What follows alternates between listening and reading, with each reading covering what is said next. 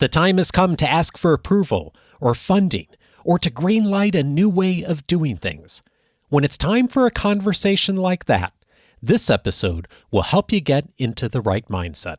Tom Henschel returns to be our guide on how to pitch your manager. This is Coaching for Leaders, episode 579. Produced by Innovate Learning, maximizing human potential. Greetings to you from Orange County, California. This is Coaching for Leaders, and I'm your host, Dave Stachowiak. Leaders aren't born, they're made. And this weekly show helps you discover leadership wisdom through insightful conversations. I've had it happen so many times over the years, and especially in the recent past, where our members, our listeners have asked me for perspective on how do I have a conversation when I need to pitch my manager on something new, or maybe a new way of doing business, or maybe restructuring something, or changing someone's role. Insert situation here, but I think many of us have had situations where we've needed to pitch someone else on making the case for a change. It is, of course, the work of leadership for all of us to do that on some regular basis, and yet it is a conversation many of us struggle with to approach in a helpful, effective way, in a way that's most likely to lead us to the outcome we want. Today, I'm so glad to welcome back my dear friend and talented executive coach, Tom Henschel, who's going to help us to think about how we can approach a situation when we are trying to pitch our manager. Tom is from Essential Communications, and he grooms senior leaders and executive teams. He's an internationally recognized expert in the field of workplace communication and self-presentation, and he's helped thousands of leaders achieve excellence through his work as an executive coach and through his top-rated podcast, The Look and Sound of Leadership. Many of you I know listen to Tom's show as well. It is the podcast I continually reference for so many wonderful ideas about leadership and Tom's work in coaching. Tom, what a pleasure to have you back, as always. As always, a pleasure for me too. You and I have been talking about this topic for a while because it is something that we run into fairly regularly in helping the people who we support to think about how to approach this in an effective way. And I think we've identified three big areas to think about in the context of this conversation about pitching your manager on something. And if we can, I think if we hit on these big three areas, I think it will hit on a whole bunch of the things that fall into place around thoughtful preparation, but also execution when having a conversation like this. So let's just dive in and look at all three. Yeah, Dave, before we dive in, I just want to echo two things that you've said so far that I think are really important. One is the word you just used about being thoughtful. I think a lot of people, look, we think about pitching to our managers all the time. And I think that sometimes we just do it because we do it the way we like to do it. One of the things that you have also talked about in the introduction was this idea of introducing change. And introducing change is hard. I think that's when you really need to be thoughtful. And what I think you and I are going to talk about today are tools that people can use to slow down a little bit and just up their game. Yeah, indeed. Well, let's look at that. And I'm glad you mentioned that because that is, it's really key when thinking about this. And I think the thing that I find when having a conversation about pitching a manager is many of the people I talk to about this often do a really great job at being able to coach others on this and provide insight to colleagues, to their direct reports, to customers, clients, when they're facing that. And yet when they get in this situation themselves, there's something that gets in our way in most of us in our brains, that when we're in this situation ourselves, it's a little harder to see objectively. And I find that a lot of us tend to struggle with it when it's us. Well, so then let's name the three circles that we're talking about. Yeah. So here, I'm just going to label them. The first one is purpose. We might also call that mindset. The second one is preference. And the third one is protocol. So you have three P's: purpose, preference, and protocol. They're not sequential, as Dave observed, which is right on. These all kind of flow into each other. They happen as need be as you're thinking about pitching your manager. So, Dave, you have a place you want to dive in? Is there a place that's favorite for you here? Yeah, I think we start with the word that you talk about a lot on The Look and Sound of Leadership, actually, which is altitude when it comes to purpose. You use this word a lot of helping people to see things at altitude. Tell me about how you think about that word and where does it fit in with purpose when pitching something? Boy, I do talk about altitude all the time. And to longtime listeners, I want to apologize, but I think it's worth restating it. The analogy that I use is Google Maps. When I do my work every day, I am clicked in on a satellite view on Google Maps, and I'm looking at roof lines and patios and where the street curves. And I'm really into the details because that's my work. My boss doesn't even see the streets that I see. The boss is at a new altitude, clicked out. And for me to help my boss make sense of my work, it is not helpful to talk about patios and roof lines. It's helpful to talk about how my patterns fit his patterns or her patterns. So that idea of altitude is about making a connection, trying to see at a higher level, giving yourself a promotion so you can see from a higher floor. Don't look from the 7th floor anymore. Look from the 21st floor. It makes an enormous difference. One of the things that you mentioned to me at one point when we were talking about this was thinking about, and I think this goes right along with altitude, of thinking about this through the lens of who's the ultimate audience. That it's not often just, I mean, sometimes it might be just your manager that's involved in this approval, presentation, whatever, but that thinking through who does your manager pitch to is also really helpful in going through this process. And we, again, if I'm kind of used to doing this and I'm just kind of like not being as thoughtful as I might be, I might forget about that step. But Dave, this is an altitude issue too, right? Which is, if I'm going to hand it off to my boss, is my manager the decision maker? If so, then it's just between the two of us. And great. I'm not saying there's nothing to think about here. I'm just saying that is good information. But if you have something that you're really trying to create change with, your manager might need to take it forward to her manager. Well, you need to be thinking about that. How high can you go with your altitude? And how can you help your boss get ready for that talk with her manager? One of the questions I found myself asking over the years when someone is thinking through a situation like this is, how is your manager measured for their results? And it's interesting that the most common response I get to that question is, as in, it's not common, I find, that either in general or in the context of a situation where you're pitching something new, that folks have stopped to think that through, either from the lens of like, what does my boss probably really care about, what's important to them, and also to the point you just made, Tom, like if there's a next person involved in this or an executive leadership team or committee or whoever, that there hasn't often been a lot of like objective thinking about, okay, what are those folks thinking about? What do they care about? What's on their radar screen right now?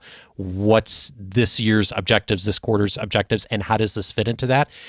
It's the kind of thing that I find that actually people are generally pretty good at doing outside of this conversation, but then they get into the emotion of making a pitch, and it seems like that often gets placed to the wayside. I'm curious if you notice that too.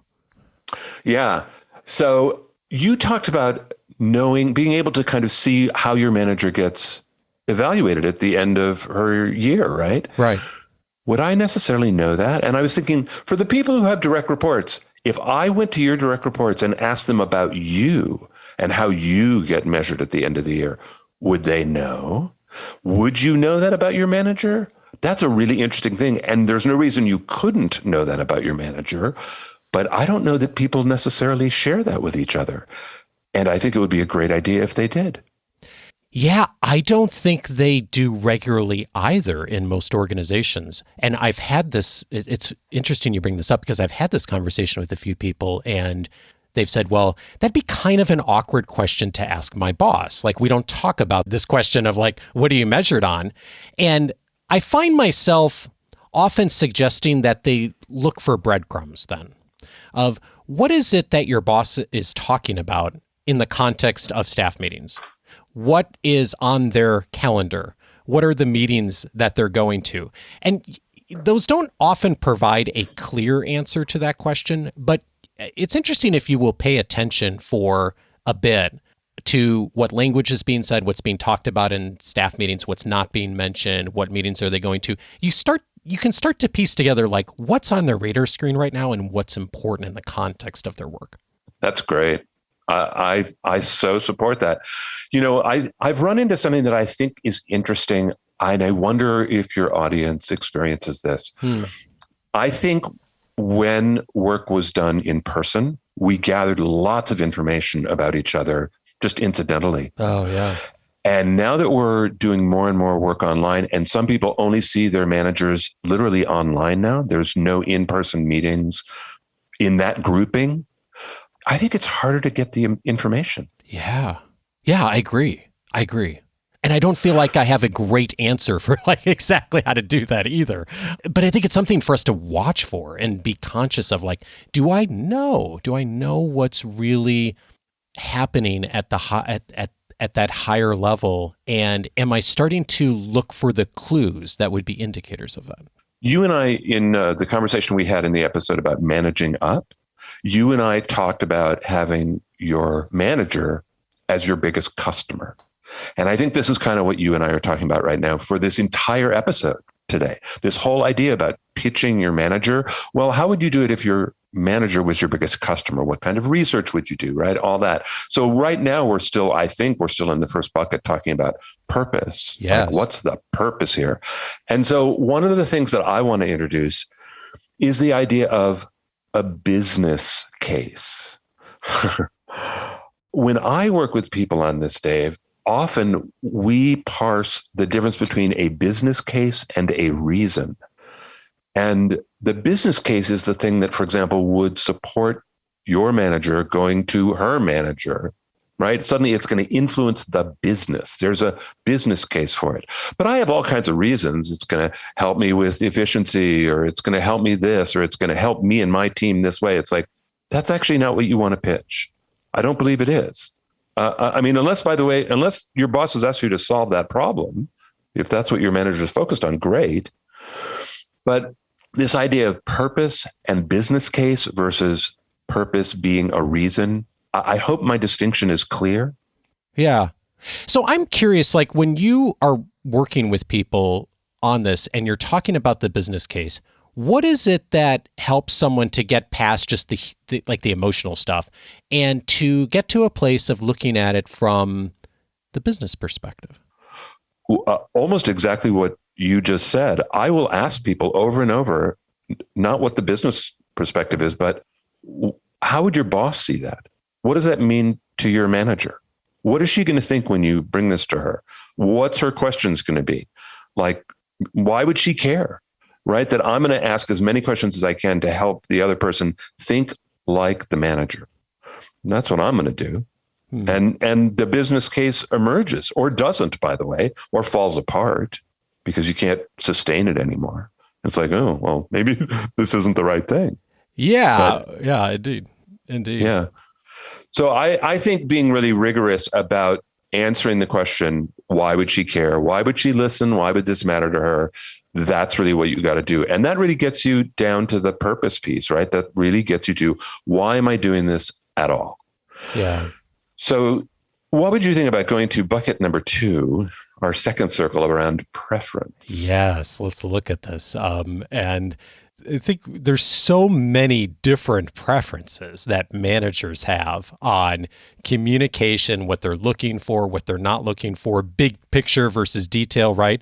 One of the things that you suggest is that it's helpful to match the manager's style preferences. What's a starting point for starting to think about that when making when starting to put together the framework for this? Wow. I think the same you would be doing in your one-on-ones with your manager. I mean, I think matching your manager's style just has a million benefits if you can do it. So some managers think fast. They just skip over things. They go fast. They cover a lot of distance in a short period of time, in which case you need to learn to be nimble. You may need to learn to speed up. Some managers, by the way, are the opposite. They go incredibly slowly and they actually want to hear about every detail that you've lost interest in. Like, then you have to learn to slow down, whatever. So on some level, matching is giving it to them the way they want, helping them make sense of it because you're trying to help their brain process your information. They don't actually understand your information. So you're always pitching. So I would hope that when it comes time to pitch a big one, that you're really paying attention. Also, by the way, and here's again something that we may be deprived of in this era of remote interactions, is how does your manager make decisions? What will put her over finally? Is it, I don't know, something about values for the company? Is that like a decision maker for her? In which case you better find it, right? But maybe it's detail, maybe it's numbers, maybe who knows? But you should know and you should match. Yeah, indeed. This is also a place that I think when it comes to just how we present and document things, there's really a difference as well too. Some people are very verbal and want to have a conversation. Other people want to have slides. Other people want a text message or an email. It really varies quite a bit, doesn't it? Yeah, that's so true. Yeah, absolutely. And we're back to the idea of your manager as your biggest customer, right? Pay attention and do that. Put that person in mind. Yeah. And match those preferences as best you can, because you're loading the dice in your favor. That's information that's already out there. Pay attention and adapt your style. You're going to bat for something you care about. It's worth it. I remember when I used to teach presentation courses at Carnegie, I'd often start the course with, "It's not about you." And it was really interesting to think about presentations from the standpoint of, well, what would the audience want? Because our default setting as human beings seems to be, well, how would I want to present this? What makes sense in my mind?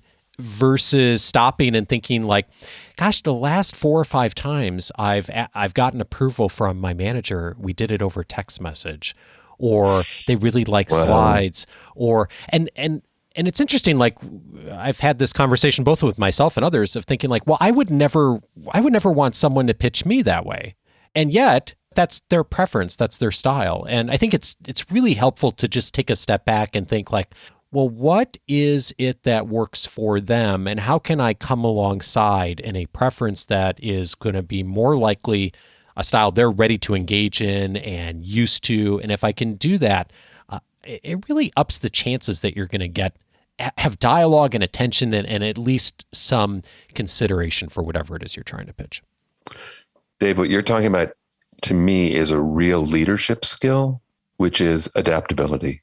That I think the really greatest leaders I've ever worked with are men and women who are able to adapt their style. And they started it early in their careers. They had lots to practice with, right? So what we're talking about here, this idea of preference, is being adaptable. That it's, as you said, it's not about you, and don't simply just kind of do what you've always done. This is an opportunity for you to really hone your craft. So be thoughtful and yeah. Let's look at the third circle, which is protocol. And as you said at the beginning, this isn't linear. There's some overlap. There's some different places we could put all of these, but there are some things that are probably a little bit more under the framework of protocol on what you're trying to do when you're having a conversation like this. One of the recommendations you've made to me before, and I know you make to others, is to get some intel in advance. What does that look like? Wow, it could look like all kinds of things. So let's assume that you really are pitching something that is going to create change.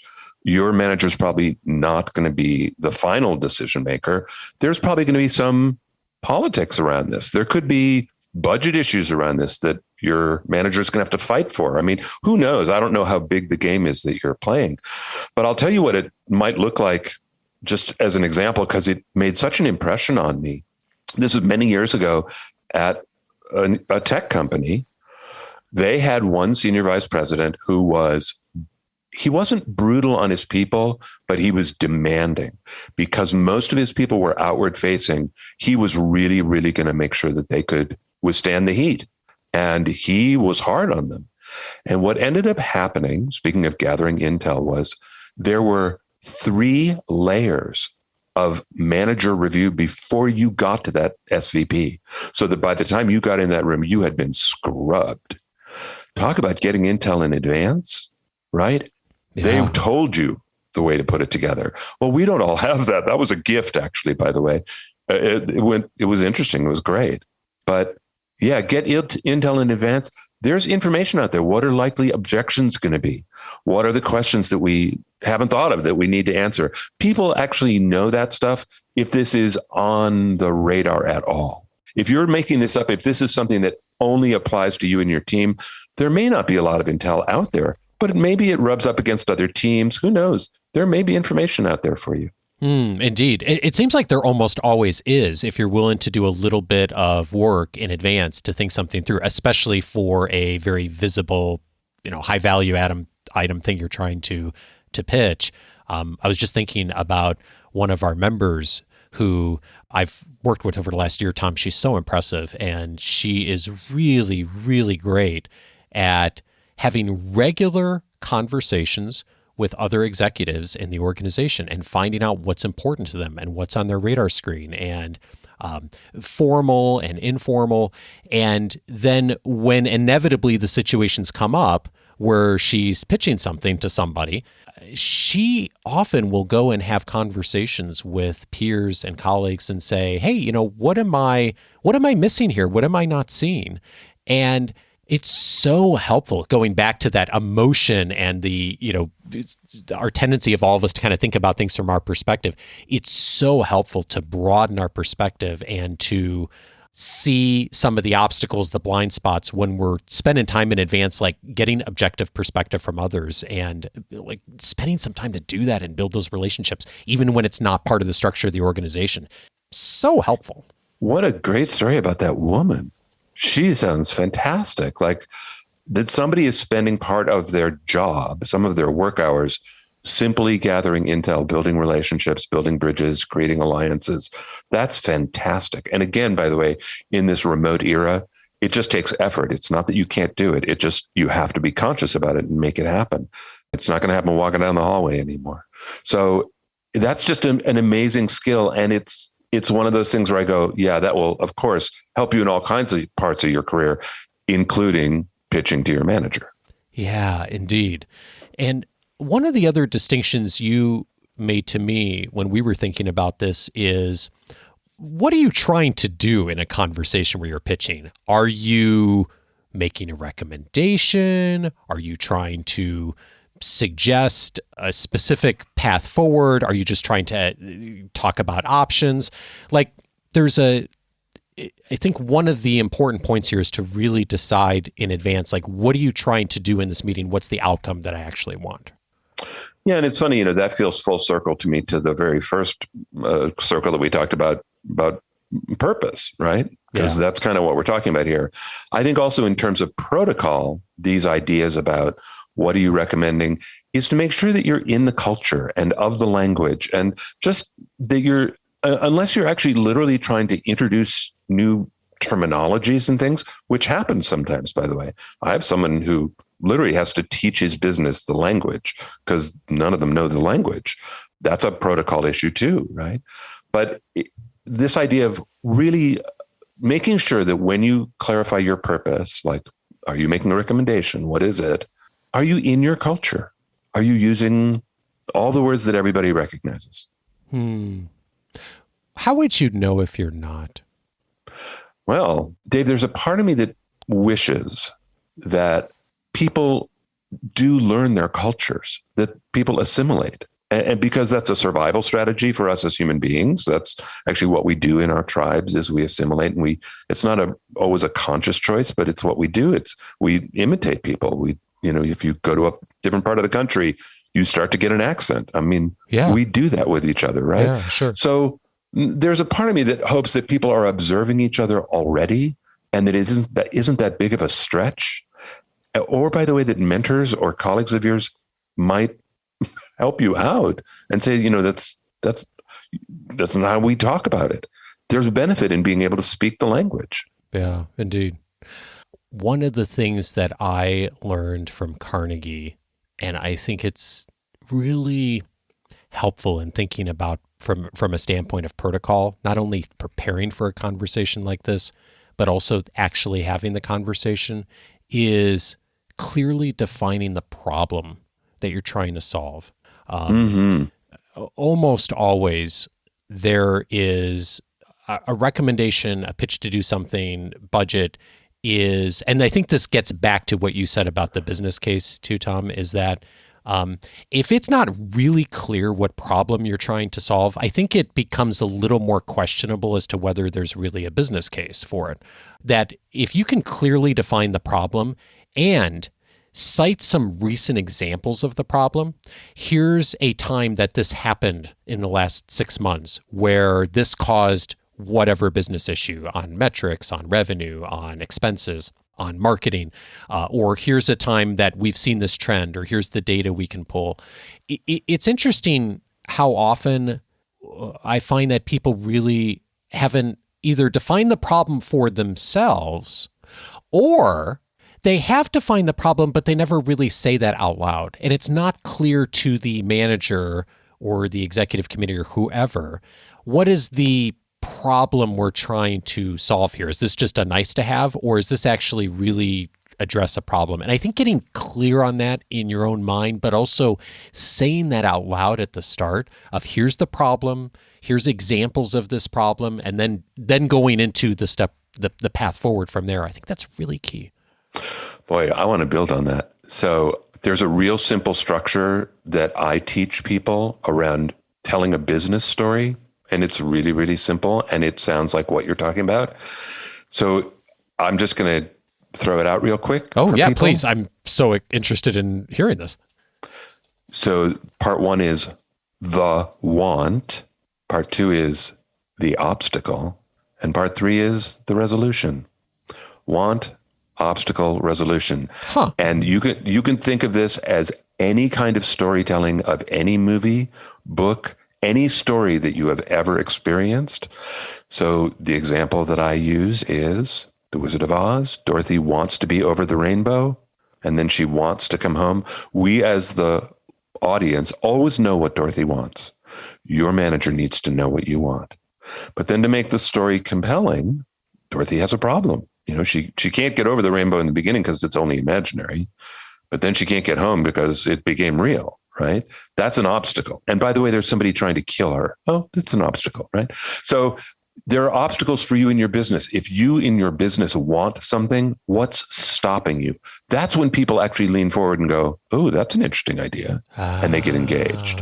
And then you get to say the resolution. Now for Dorothy, we know she wakes up and she's home. But in business, what the resolution is whatever you're proposing today. It's whatever you're about to suggest. So I suggest we do some more research. I suggest we fund. I suggest we have these 3 new headcount. But whatever that's the resolution. It's what you're asking for. And this can just help you clarify what you started on, Dave, this idea about clarify what you're asking for with the want, the obstacle, and the resolution. Oh, that's huge. And I'm not sure this is a perfect substitute. Does the clearly defining the problem, is that the obstacle, that second step? Sometimes really clarifying it is you've identified the want. Like, what do we really want here? What we really want is we really want to fix that customer relationship. Or no, we actually really don't want to fix the customer relationship. We want to fix our supply chain issue. Like what's the want? Yeah, indeed. And one other thing I'm noticing there is all of the language you're using is inclusive in the pronouns you're using. The we want, it's not I. It's not I Right. want this as individual employee and this is good for me. It is we. It comes back to the context of everything you've said. It's a business conversation. What's the business case? Thinking about this from what's the bigger, nobler motive at altitude of what we're trying to do by moving this forward. Yeah.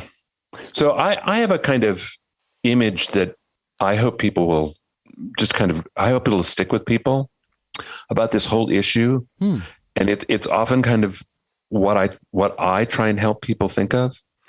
If you're really trying to pitch your manager, these 3 things, that this idea of purpose and preference and protocol, are going to help you be thoughtful to achieve this objective. Your manager's brain is full. There is no room for whatever you are bringing her. She's full up.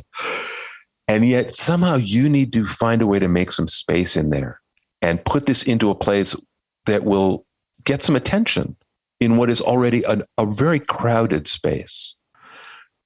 All these tools that we've talked about today, I think, purpose, preference, and protocol, I think they help you increase your odds, find a bigger key, whatever the analogy is, to make that space. You're going to be more successful if you can do these things. Yeah, indeed. And maybe to come back all the way to purpose, where we started, just following this, of course, is not going to guarantee that you're going to have the result that you want. In fact, I've seen many times, and I'm sure you have too, Tom, where folks have done I think a wonderful job of pitching something using all three of these lenses, and they've not gotten the result that they wanted at all. Yes, life's tough, isn't it? And the thing that I think is really key to what you just said of, this isn't a one-time event.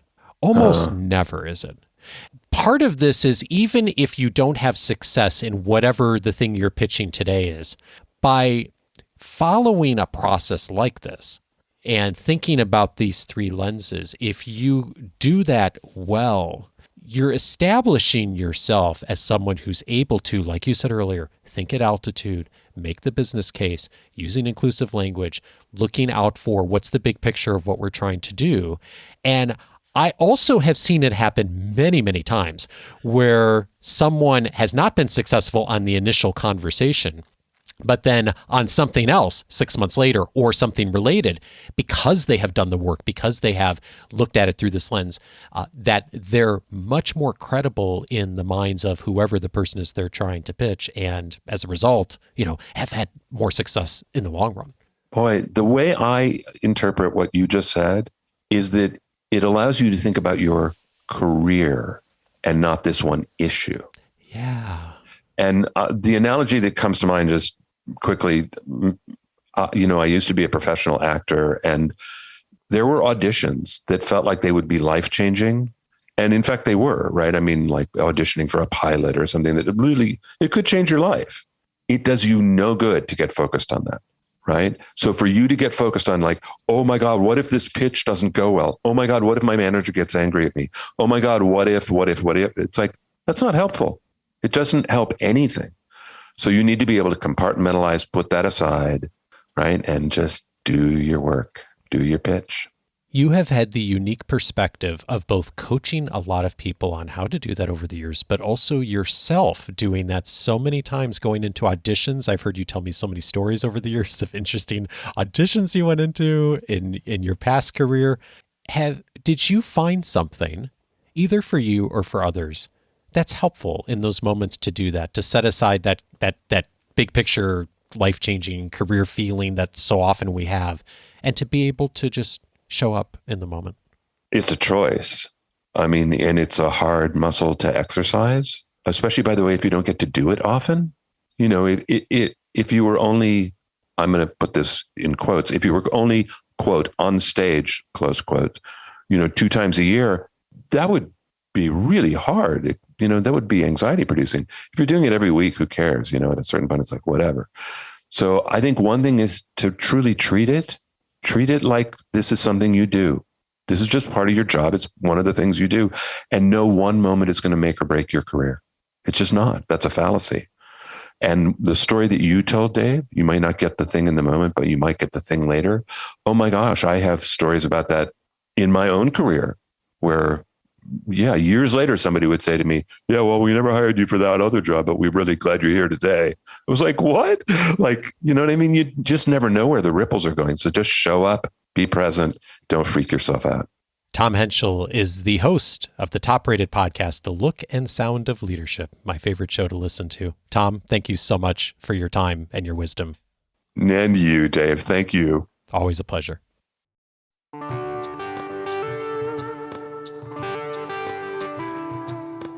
In this conversation, Tom mentioned a 3-step guide for telling a story: the want, the obstacle, and the resolution. If that piqued your interest like it did mine, Tom has graciously made available a 1-page overview of exactly how to follow that 3-step process. It's available as a download on the episode notes, and it'll also be in this week's weekly leadership guide. Tom, thank you so much for that resource for all of us. Several related episodes, if this conversation was helpful to you, 2 of them past conversations with Tom. One of them is episode 433, how to start managing up. In that conversation, Tom and I talked about the mindset of managing up in general. Of course, today we were talking about pitching your manager, but whenever you're trying to influence upward, thinking about the manager as your customer. In episode 433, we talked in detail about that, tons of ideas and suggestions and practical steps in that conversation that go right along with our conversation today. I'd also recommend episode 518 with Tom, the way to make sense to others. When you are getting a message across to others, especially when that message is going upwards, it's critical that that message is clear. Often we have clarity in our own minds, but then when we start saying it out loud, it doesn't really land with clarity with others. And sometimes we say it out loud and we realize we're not being clear either because we don't have the right framework to verbalize what it is that we mean. Episode 518 will show you exactly how to do that. And then finally, I'd recommend episode 450, the way to influence executives. Nancy Duarte was my guest on that episode. If your manager is at the executive level, and as we talked about in this conversation, you want to make the business case to an executive, episode 450 is a must listen for you. Nancy and I talk in detail about how to approach the executive mindset, how to make the business case, the lenses executives tend to look through when thinking about what matters and what's important to them. If you're pitching an executive anytime, episode 450 is one that should absolutely be on your radar screen. All of those episodes you can find on the coachingforleaders.com website.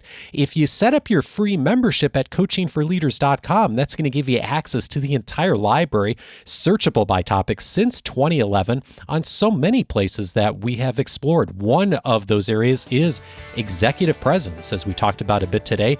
Many episodes we've aired over the years. When you set up your free membership, you can search by topic for the area that's most important to you. Also, influence is this episode's going to be filed under. And Tom has a button on the episode library there as well. So if you're looking for past episodes with Tom, we've done so many over the years. That's a great place to start. Of course, Tom's podcast as well, The Look and Sound of Leadership. All of that available at coachingforleaders.com. Set up your free membership. You'll be off and running with us on all those resources, plus the weekly leadership guide and all the other benefits inside of free membership. Next week, I'm glad to welcome Frederick Laloux to the show. He is the best-selling author of Reinventing Organizations and is going to show us how to help people show up as themselves inside the organization. That conversation with Frederick next week. Have a great week and see you on Monday.